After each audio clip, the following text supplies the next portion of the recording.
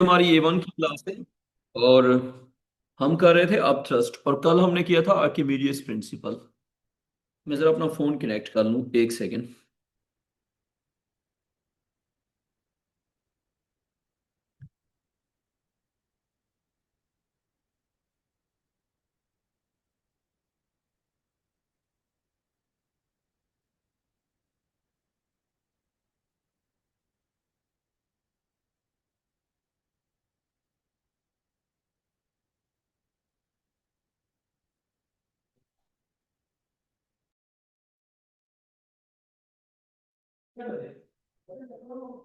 Recording in progress.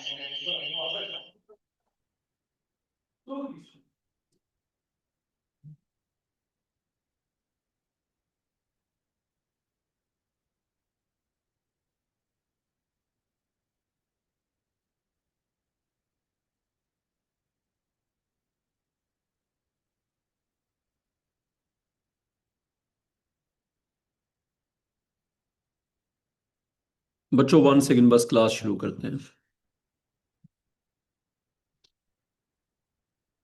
Late हो गए हो थोड़े थोड़े। अच्छा, मैं तुम्हारे लिए ना ग्रुप में आज मैसेज करूंगा कि जो चीजें तुमने मुझसे पूछी हैं सारी। एक तो तुम्हें मैंने बुक मैसेज करनी है ना,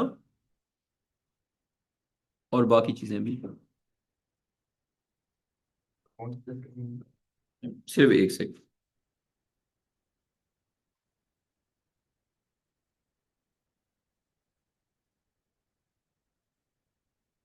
अच्छा, कल हम कर रहे थे Archimedes principal.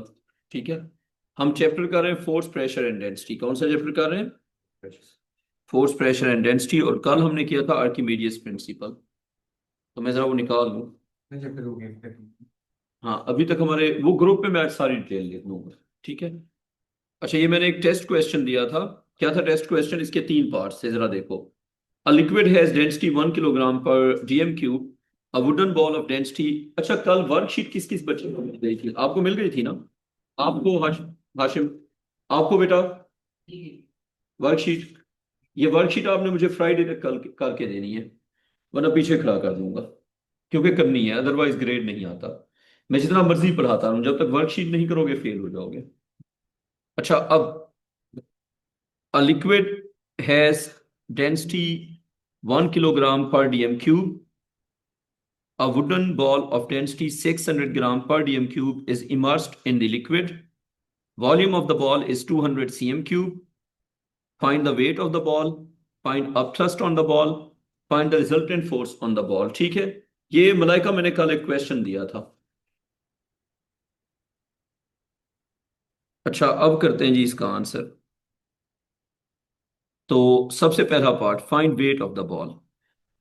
Weight of the ball लिखो, W इज इक्वल टू, एक तो mg होता है ना फॉर्मूला। ठीक है। अब मुझे बताओ कि बॉल की क्या क्या इंफॉर्मेशन गिवन है।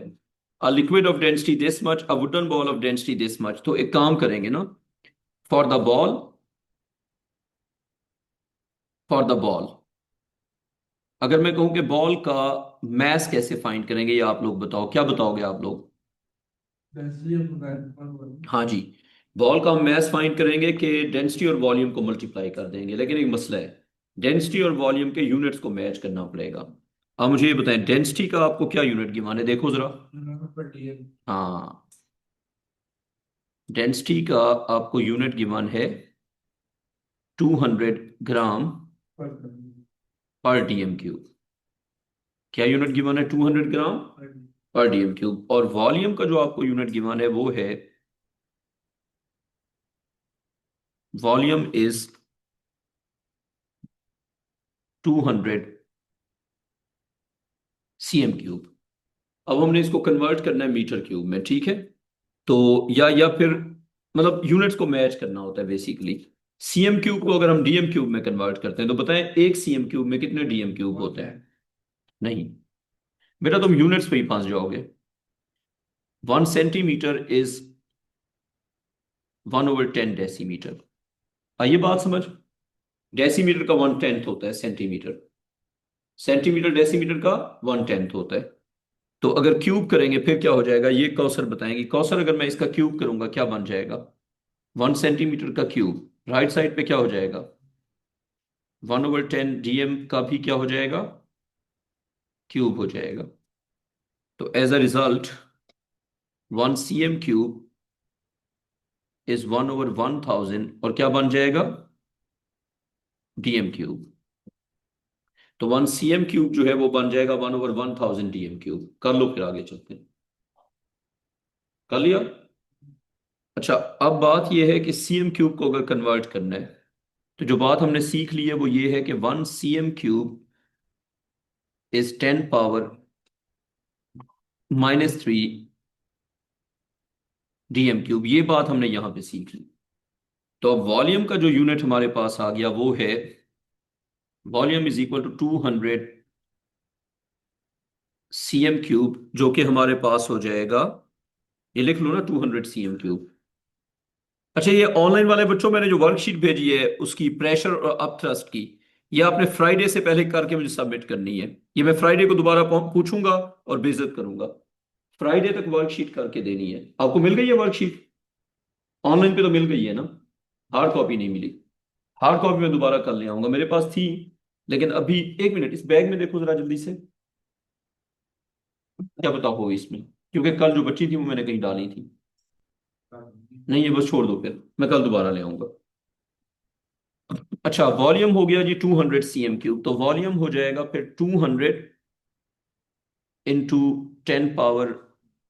10⁻³ dm³। क्या कहते हो? 200 cm³ का मतलब हुआ 200 × 10⁻³ dm³। ये लिख दो, फिर आगे चलते हैं।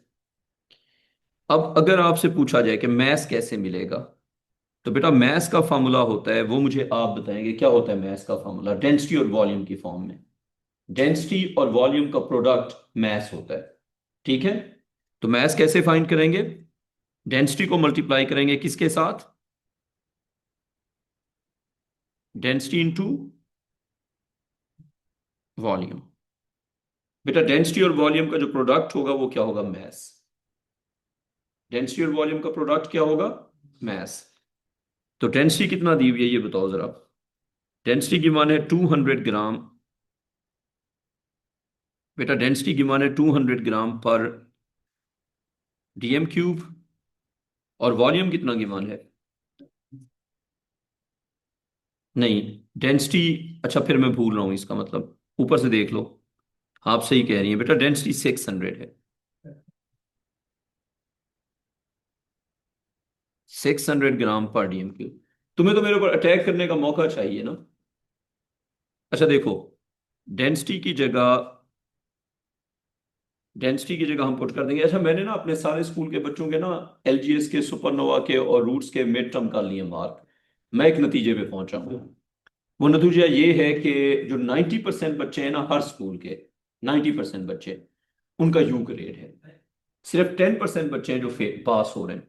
तो मैं इस नतीजे पे पहुंच रहा हूँ कि बच्चों के हालात बहुत खराब हैं और उनको ना स्पून फीडिंग करनी पड़ेगी। जैसे पहले जब हम पढ़ाते थे ना, तो बच्चों को हम सिखाते थे चीज, वो फट से सीख जाते थे। अब हालात खराब हैं। अब मेरे ख्याल से एक्स्ट्रा क्लासेस लेनी पड़ेंगी, बहुत ज्यादा फास्ट में प्रैक्टिस करवानी पड़ेगी, क्योंकि आजकल बच्चों का आईक्यू पता नहीं कहाँ चला गया है। चलो सर, ऐसा तो अच्छा है जब पेपर चेक करके ना मैं इतना डिसअपॉइंटेड हुआ हूं, मतलब इतने मैंने क्रॉसेस लगाए, इतने क्रॉसेस लगाए कि मैं ना शर्म से डूबने वाला हो गया हूं। अच्छा, डेंसिटी आप फेयर हो गए, है। आप फेयर हो गए। बेटा मेरे स्टूडेंट्स हैं ना, तो मैं ही शर्म करूंगा। बच्चों को तो नहीं आती तो हम ही कर लेते हैं। 600 ग्राम पर dm³। और ये मल्टीप्लाई किससे हो जाएगा? तो ये मैं जनवरी से ना एक्स्ट्रा क्लासेस शुरू करने लगा हूं, वरना काम खराब है। अरे तो मैं तो 200 जनवरी से, 200 × 10⁻³ dm³। अब इसका आंसर क्या बन जाएगा? 0.6 × 200 कितना आ गया? 120 ना। तो बेटा ये आ जाएगा 120। और यूनिट क्या हो जाएगा इसका? ग्राम्स।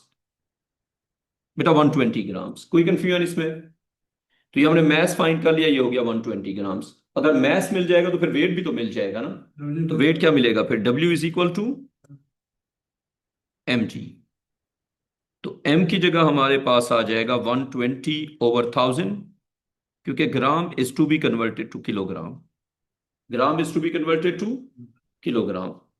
तो 120/1000, और ये मल्टीप्लाई होगा हमारे पास जी है जी 9.81। सारा बेटा अगर आप आंसर टाइप कर दें, बेटा आप कर दिया करें, आप जल्दी करती हैं, अच्छा करती हैं आप। सारा बेटा आंसर टाइप कर दें प्लीज। 1.1772 और यूनिट हो गया न्यूटन। बेटा ये हमारे पास क्या आ गया, वेट आ गया। कर लो कॉपी, कोई कंफ्यूजन इसमें? तो हमारे पास वेट कितना आ गया, 1.1772 और ये न्यूटन। क्वेश्चन का सेकंड पार्ट देखो क्या पूछा हुआ है।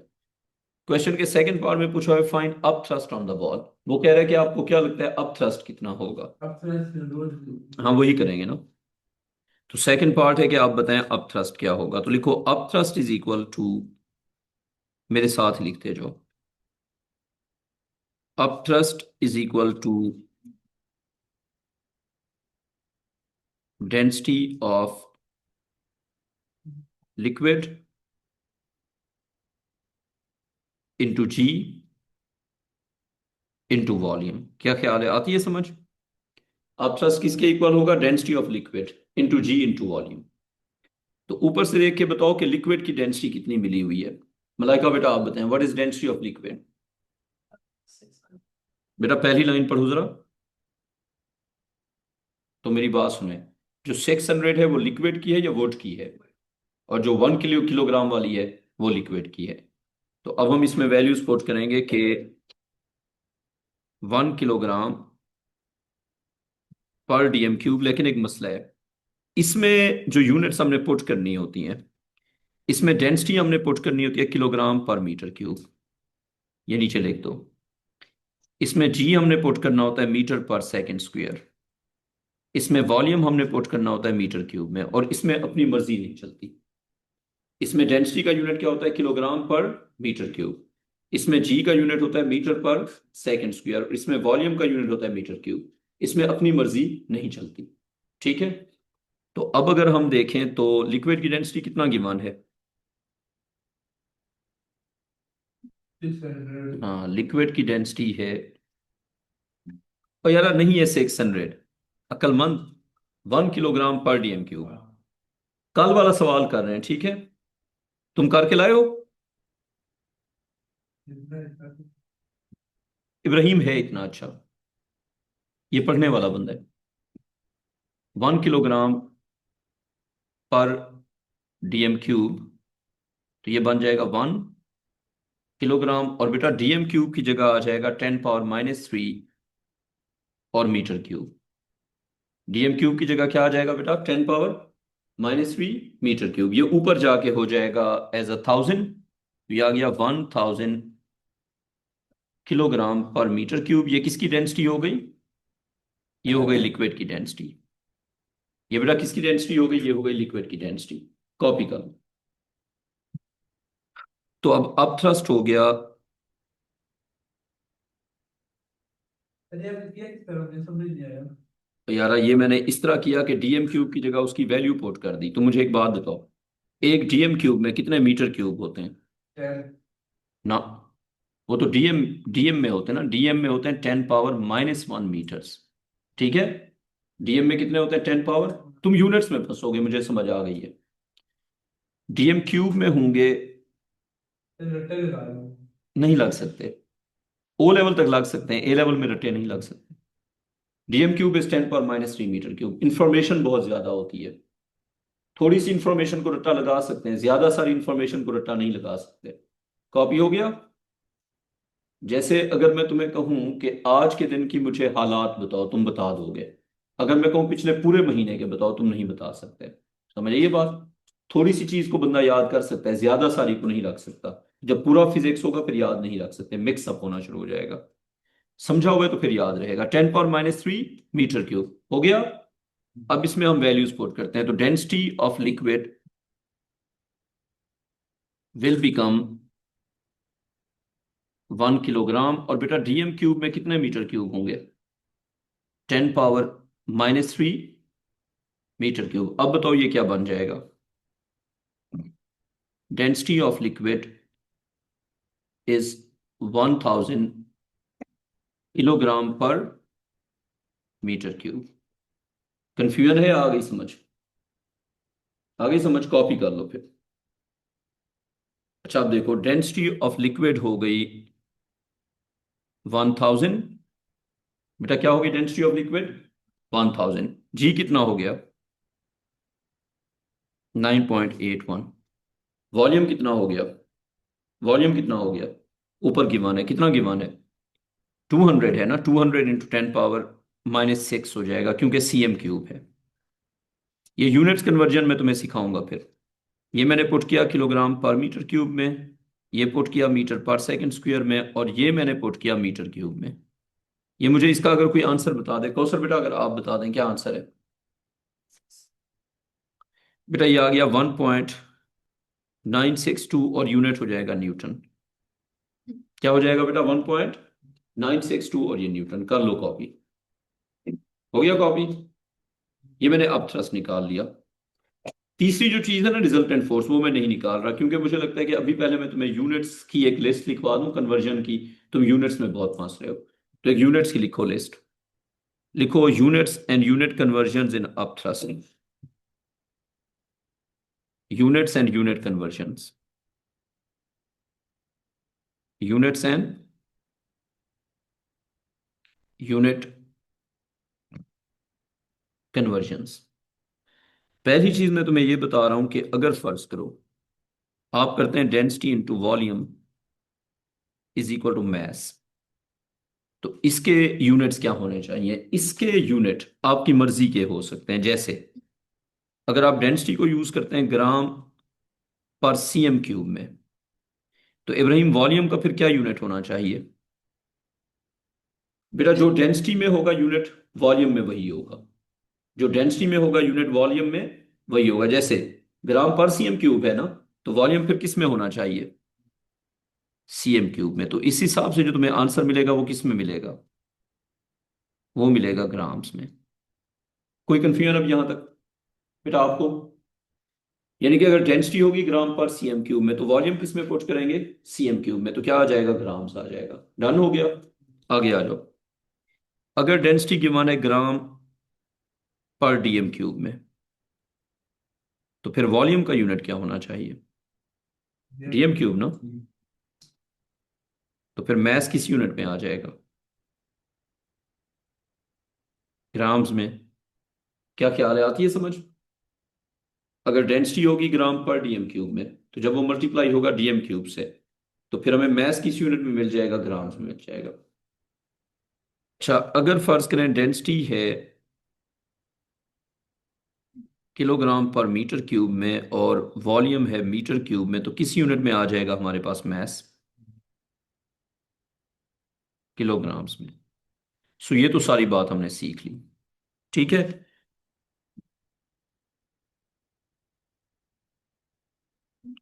कॉपी हो गया? अच्छा अब आगे चलते हैं। अब नंबर 2 पे एक टेबल बनाओ, जिसमें 2 कॉलम बना दो। इस तरफ लिखो गिवन यूनिट, और राइट साइड पे लिखो to B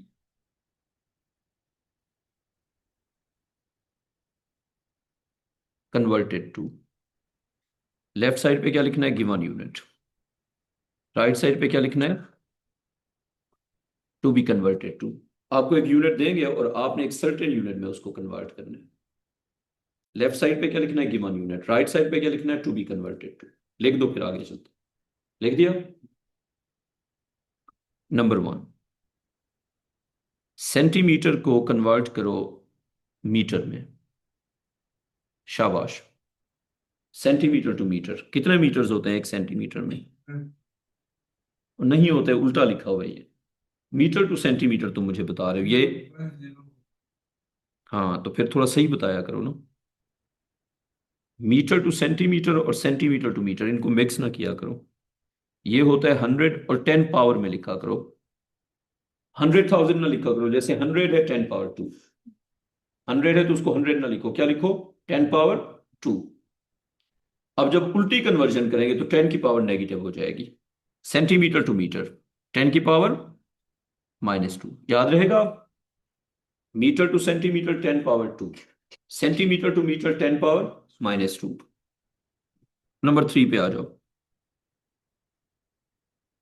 decimetre to metre. बताओ जी 10 पावर क्या हो गई? डेसीमीटर टू मीटर बेटा 10 पावर क्या हो जाएगी? -1। क्या हो जाएगी 10 power? -1। So decimetre to metre it's 10 power -1। Other way around, metre to decimetre क्या हो जाएगा? 10 की पावर +1। तो अब ये प्लस माइनस वाली कहानी आ गई समझ? जी। अच्छा अब लिखो नंबर 5। 1 किलोग्राम में कितने होंगे ग्राम? हम्म। और उल्टा कर दें अगर, 1 ग्राम में कितने होंगे किलोग्राम? तो ग्राम टू किलोग्राम हो जाएगा, 1000 नहीं लिखना, 10 पावर। ऑल दो हम 1000 लिख सकते हैं लेकिन 10 की पावर की फॉर्म में इजी हो जाता है थोड़ा सा, reverse conversion. Gram to kilogram क्या हो जाएगा फिर? 10 - 3। बस दो और आपने लिखने हैं, वो आपने खुद लिखने हैं, उसके बाद फिर आगे चले जाएंगे। नंबर 7। आपने बताना है कि अगर मैं सेंटीमीटर का स्क्वायर कर दूं तो मीटर स्क्वायर में इसकी क्या वैल्यू होगी, और अगर मैं सेंटीमीटर का क्यूब कर दूं, बेटा गलत ना बताओ, तो मीटर क्यूब में उसकी वैल्यू बताओ। और अगर ये आप खुद लिखते जाओ, डेसीमीटर का कर दें क्यूब, तो उसकी वैल्यू क्या होगी in terms of metre cube? तो आप जो इनिशियल दिए हुए ना उसमें से देखते जाओ, सेंटीमीटर टू मीटर कितना दिया हुआ है? 10 पावर -2। तो अब यहां पे सेंटीमीटर स्क्वायर से मीटर स्क्वायर क्या बन जाएगा? 10 power -4। Centimetre cube to metre cube क्या बन जाएगा? ना, पावर, पावर का जब क्यूब करते हो तो मल्टीप्लाई होता है, 10 पावर -6।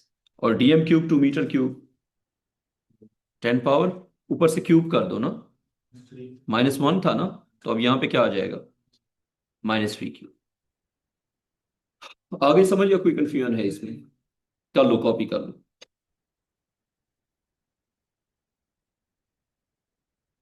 जल्दी कर लो।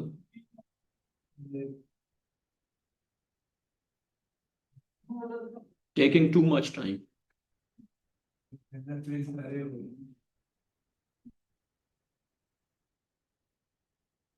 जल्दी कर लो ना यार।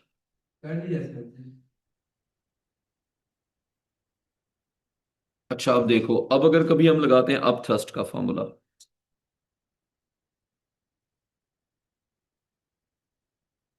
अब अगर कभी हम लगाते हैं अप थ्रस्ट का फॉर्मूला तो वो क्या होता है? वो होता है density of liquid into G into volume. Volume immersed होता है ना,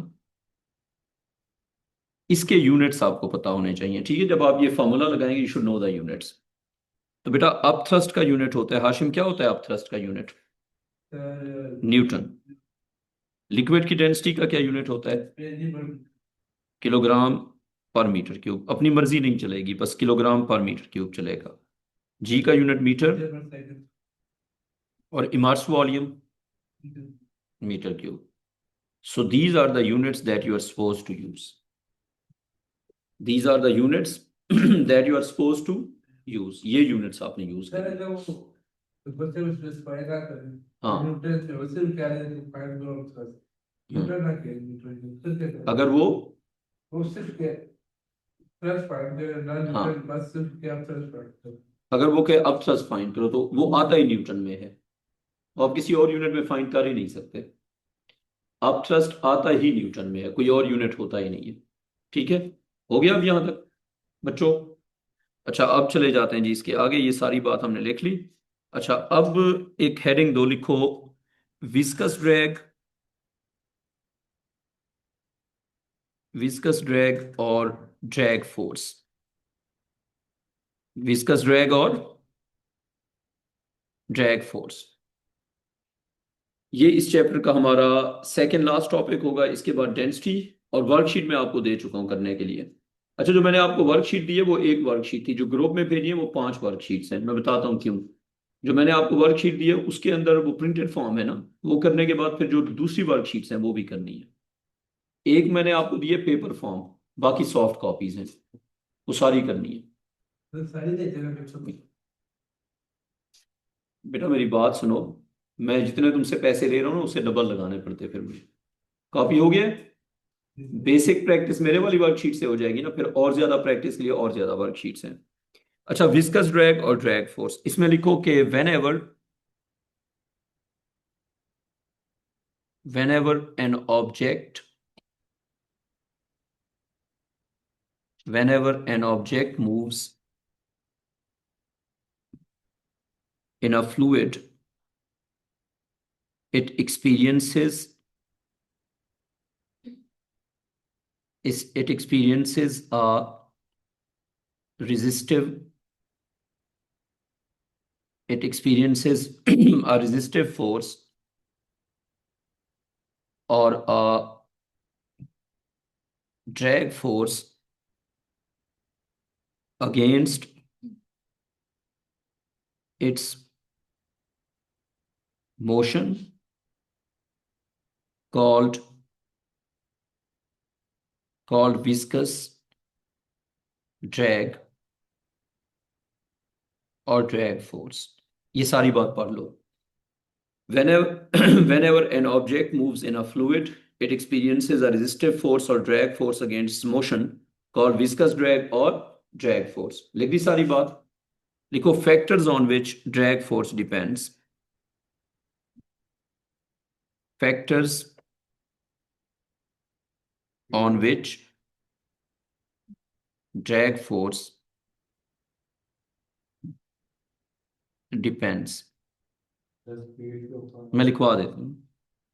पहला factor speed of the object. पहला factor speed of the object. और एक चीज यहां पे क्लियर कर दो कि जब ऑब्जेक्ट स्टिल होगा तो उसके ऊपर ड्रैग फोर्स नहीं होगी। No drag force, no drag force will act as long the object is still।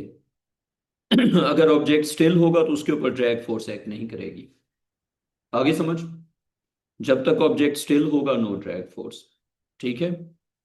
With the increase of speed with the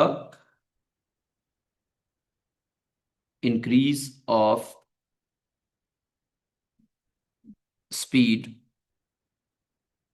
the drag force will increase। Speed के बढ़ने से drag force जो है वो क्या करेगी?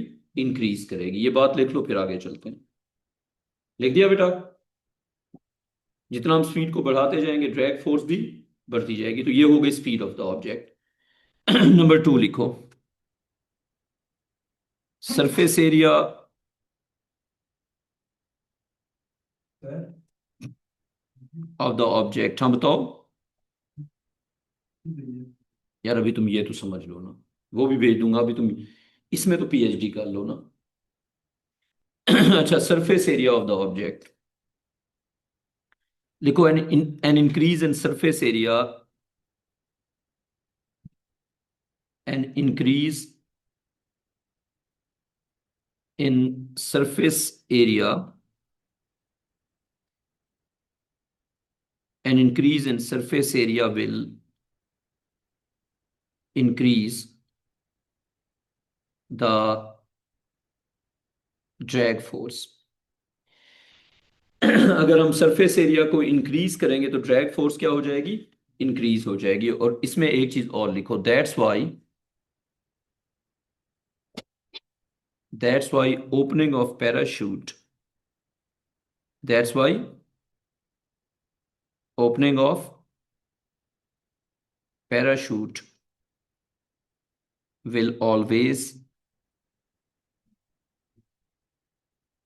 will always increase the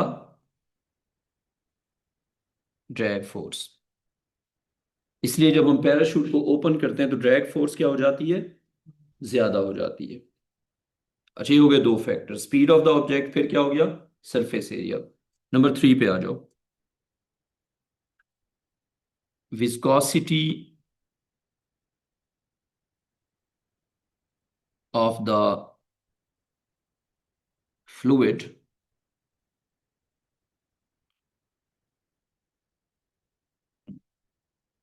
represented by Greek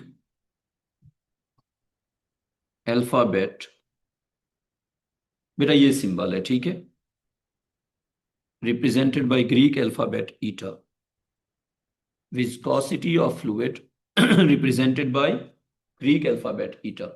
copy कर लो, फिर आगे चलते हैं। हाँ, ये ईटा है ना, viscosity of the fluid represented by Greek alphabet eta, लिख दिया। इसको ज्यादा एक्सप्लेन करने की जरूरत नहीं है, ठीक है। अच्छा, अब इसके नीचे एक चीज ये लिख दो कि equation for drag force, equation for drag force is not in our syllabus, however, इसकी इक्वेशन सिलेबस में नहीं है ना, आपने याद रखनी है। however it will be given, जो चीज सिलेबस में ना हो वो क्वेश्चन में गिवन होती है। it will be given by the examiner, it will be given by the examiner। तो आपको याद कुछ नहीं रखना, ड्रैग फोर्स की इक्वेशन एग्जामिनर उसी क्वेश्चन में देगा, और हर बार डिफरेंट इक्वेशन भी हो सकती है। नहीं, नहीं दे सकता, जब सिलेबस में नहीं है तो क्यों देगा। अच्छा, अब लिखें इक्वेशन फॉर ड्रैग फोर्स, लिखो एन एग्जांपल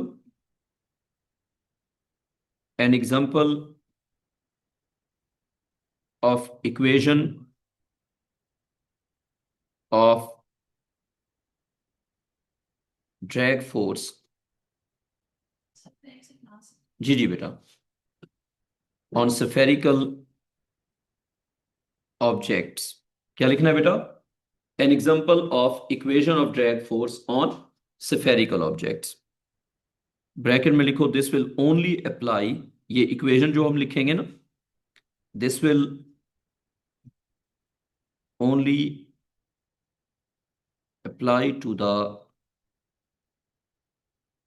स्फेरिकल ऑब्जेक्ट्स। ये इक्वेशन जो हम लिखेंगे ये सिर्फ किस पे अप्लाई होगी, सिर्फ स्फेरिकल ऑब्जेक्ट्स पे। ये बात जरा समझ लो, this will only apply to the spherical objects. Heading अच्छी तरह पढ़ लो, एग्जांपल ऑफ इक्वेशन, यानी कि ये इक्वेशन सिलेबस में नहीं है, लेकिन एग्जांपल है कि एग्जामिनर इस तरह की इक्वेशन देगा, लेकिन क्वेश्चन में गिवन होगी। तो लिखो F D is equal to 6 pi, ये वाला सिंबल, ये वाला सिंबल, ये वाला सिंबल। अब ये सबसे कॉमन एग्जांपल है जो आपको गिवन होती है इस सिंबल, इस इक्वेशन में जो सिंबल्स हैं। एफ डी क्या रिप्रेजेंट कर रहे हैं, drag force on a spherical object. Object की शेप चेंज होगी, इक्वेशन चेंज हो जाएगी। ऑब्जेक्ट की शेप चेंज होगी तो इक्वेशन चेंज होगी। This is only for the spheres, ठीक है। अब हर एक शेप के लिए डिफरेंट इक्वेशन होती है, और वो इक्वेशन हमने याद नहीं करनी, पेपर में हर बार गिवन होगी। समझ आ गई बात, इक्वेशन आपको एग्जामिनर देगा और हर बार पेपर में गिवन होगी। एफ डी हो गई ड्रैग फोर्स, ठीक है, किस पे, on a spherical object.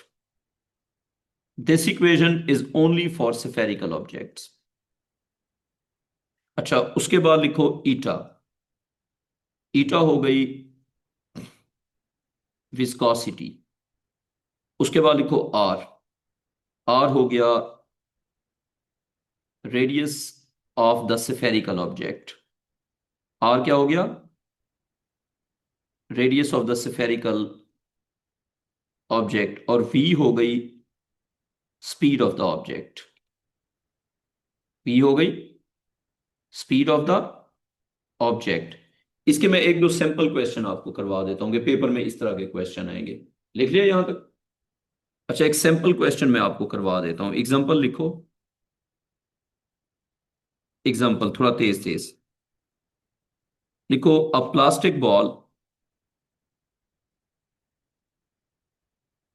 a plastic ball is falling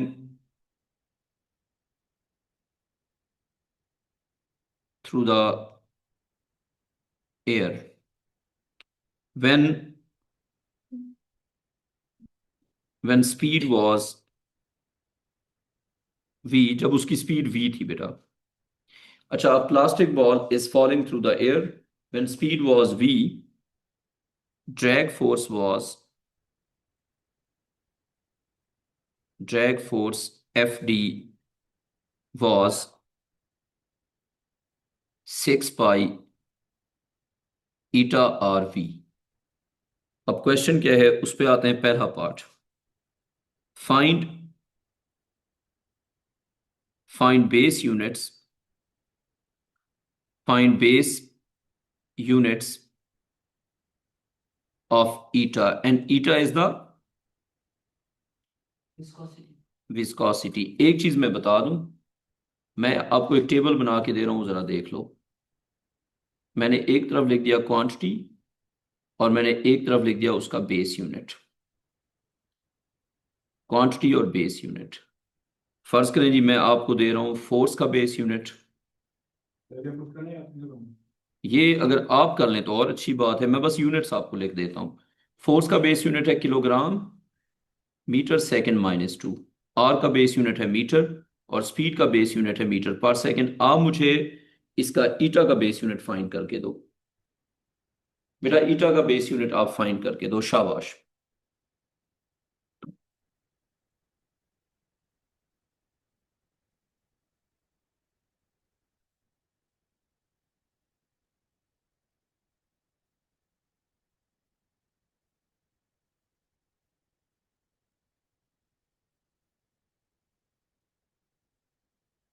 wait कर रहा हूं मैं बेटा। जिसका आंसर आ जाए मुझे मैसेज पे सिर्फ ये लिख दो कि डन। यार हम लोग ये जो 6 पाई है तो नॉर्मल है ना। नहीं, किसी चीज को हाँ हाँ यूनिट्स में इग्नोर मारते हैं। जब यूनिट करते हैं तो उसको इग्नोर मारते हैं। सही कह रहे हैं आप। हाशिम, मैं वेट कर रहा हूँ कि आंसर कब आएगा। सर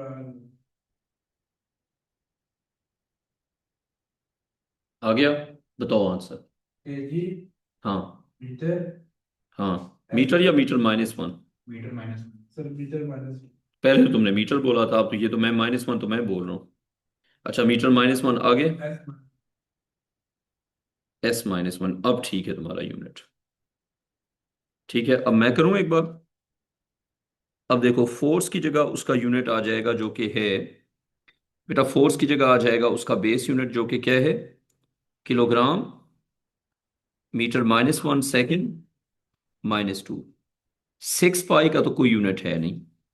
विस्कोसिटी का यूनिट हमने फाइंड करना है, ईटा का यूनिट फाइंड करना है। रेडियस का क्या यूनिट है, मीटर। और स्पीड का क्या यूनिट है। आगे समझ यहां तक। अब हम अगर ईटा को सब्जेक्ट ना लें, क्या बन जाएगा, eta is equal to kilogram metre minus one second minus two over metre into second minus one. तो किलोग्राम, आइए समझ, metre power minus one, metre power minus one, metre power minus one, second power minus two, second power plus one. तो ये आ जाएगा हमारे पास kilogram metre की पावर माइनस थ्री, सेकेंड की power minus two plus one. मेरे पास गड़बड़ क्यों हो गई है? वो गलत था माइनस वन आता है नहीं तो मैंने गड़बड़ कहाँ पे की है? माइनस वन कर दिया एक मिनट एक मिनट एक मिनट, ये हो गया। अच्छा, ये मीटर था ना, ये वाला मीटर था। ये यहाँ पे गलत पुट किया, ऊपर मीटर था ना। सर हाँ जी, तभी आप कह रहे हैं kilogram metre, metre minus one, metre minus one, second minus two, second plus one. तो it will become kilogram metre minus one second minus one. ठीक है। एक और पार्ट जो आप एज अ होमवर्क करेंगे, जो कि आप कभी नहीं करते, जो कि आप कभी नहीं करते। given that given that FD is equal to mg,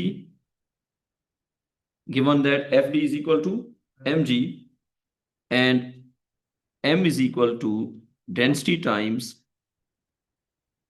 4 by 3 pi r cube. State speed in terms of density, radius, viscosity and g. Task समझ आ गया? वो कह रहे हैं कि गिवन दैट के जो ड्रैग फोर्स है वो वेट के इक्वल हो गई। ठीक है, तो आप क्या करो, स्पीड को स्टेट करो इन टर्म्स ऑफ दीज वेरिएबल्स। ये आपने करके लाना है। बेस्ट ऑफ लक, आप लोग भाग सकते हैं।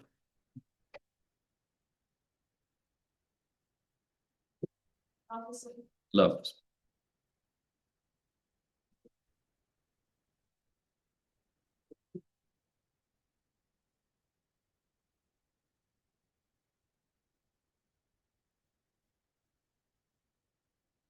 रहिए, ख्याल रखें अपना।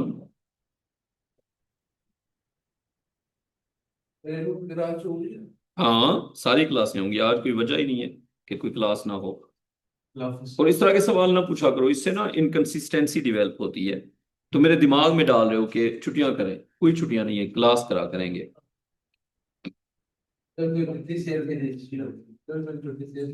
नहीं होती अच्छी, बुरी बात होती है। इंशाल्लाह करना पड़ेगा, उसके बाद पास पेपर करेंगे। रमजान में हम ये करेंगे ना कि जो क्लासें अफ्तारी से पहले हैं वो अफ्तारी से पहले कर लेंगे, जो अफ्तारी के बाद हैं वो ऑनलाइन कर देंगे। और अगर तुम कहोगे तो रमजान की अफ्तारी के बाद फिजिकल क्लास भी कर सकते हैं। अफ्तारी तुम लोगों को मैं करा दूंगा। इन बच्चों की क्लास बाद में होगी, इफ यू से तो अफ्तारी हम। ये ऑफर अवेलेबल, हमें नेकी मिलेगी ना। जमात भी करा देंगे, टेंशन क्यों लेते हो? मौलाना मुफ्ती फारूक अब्दुल्ला, टेंशन ना लो। मैं वैसे जब अपने था ना 11th 12th में, तो मैं जमात करवाता था, मेरी दाढ़ी भी थी। मजाक नहीं कर रहा, तो पिक्चर दिखाऊंगा मैं, कसम से। बस मैं पहले मौलवी था। बस हो गया चेंज, अब क्या करें।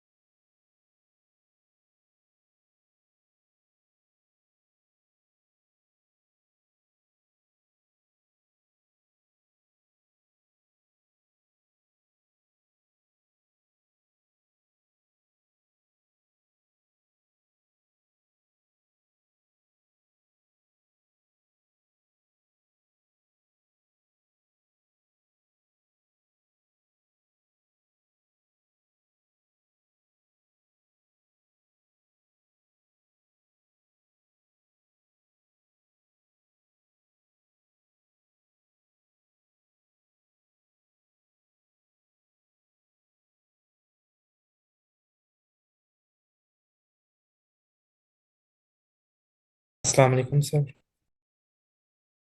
हाँ बेटा, बेटा क्लास बस शुरू करते हैं। आज हमने नया जी टॉपिक सर। करना है। आज ओके हमने सर। शुरू करना है मोमेंटम, ठीक है? Okay sir. हाँ, आज हमने शुरू करना है मोमेंटम। तो करते हैं जी मोमेंटम शुरू।